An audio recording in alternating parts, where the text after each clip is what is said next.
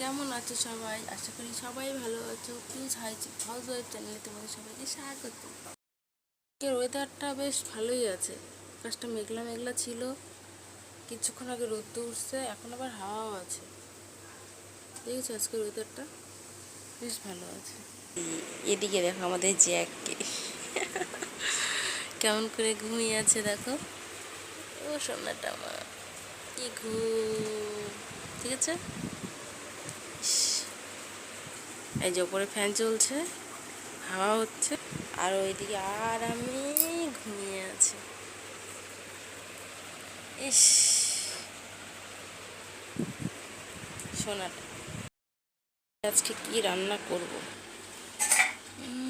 সেরকম কিছু নয়, অর্ধেক কাঁঠাল আছে, লাউয়ের ডোকা আছে, এগুলোই কাটি এখন, এগুলোই রান্না করব আজকে। লাউয়ের ডোকা চচ্চড়ি করব, আর করব হচ্ছে ডাল চচ্চড়ি।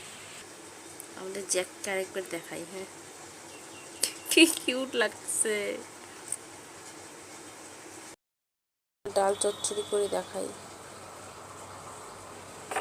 দুটো গোটা শুকনো লঙ্কা দিলাম, কালো জিরা দিলাম, ফোড়ন দিলাম।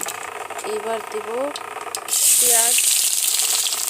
পেঁয়াজ আর লঙ্কা দিলাম, একটু ভালো করে ভেজে নিই। রসুন থেতো করে নিয়েছি, রসুন। ডাল তো একটু দারুণ লাগে খেতে আমার। এখন এগুলো একটু ভাজা ভাজা হয়ে গেছে, এবার ডালটা দেবো। ডালটা দিয়েছি, এবার একটু ভাজা ভাজা করে নিই। করে দেবো এখানে লবণ আর হলুদ দিয়ে একটু কষাবো। দিয়ে দিলাম এখানে লবণ হলুদ দিয়ে এটাকে একটু কষাবো, ভালো করে কষাতে হবে, কারণ এই কষানোটাই ডাল চচ্চড়ির মেন স্বাদ, টেস্ট। আমার ডাল চচ্চড়িটা হয়ে আসলো। ডাল চচ্চড়ির একটু ধনিয়া পাতা দিলাম। আমাদের বাড়িতে না প্রচুর ধনিয়া পাতা হয়েছে কি আমি বলেছি, অনেক যত্ন করে উঠিয়েছি ধনিয়া পাতাগুলো। আমার খুব ভালো লাগে এই বিলাতি ধনিয়া পাতাটা। এই হয়ে গেছে আমার ডাল চচ্চড়ি। ডাল চচ্চড়ি কমপ্লিট। করবো একটা নিরামিষ তরকারি, যে ডোবা, আলু, বেগুন সব কিছু দিয়ে করবো নিরামিষ তরকারি।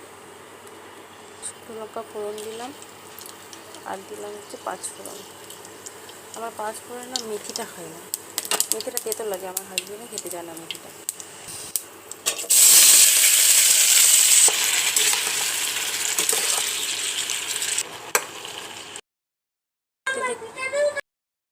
আমার নিরামিষ তরকারিটা হয়ে গেল। নিরামিষ তরকারিতে আলুটাই বেশি, দেখতে পাচ্ছ না আমাদের এতে আলুটা খুব খাওয়া হয়, তাই আলুটাই খুবই খাওয়া হয়। আলু বললে লাভ নেই, আমাদের এতে প্রচুর আলু খাওয়া হয়।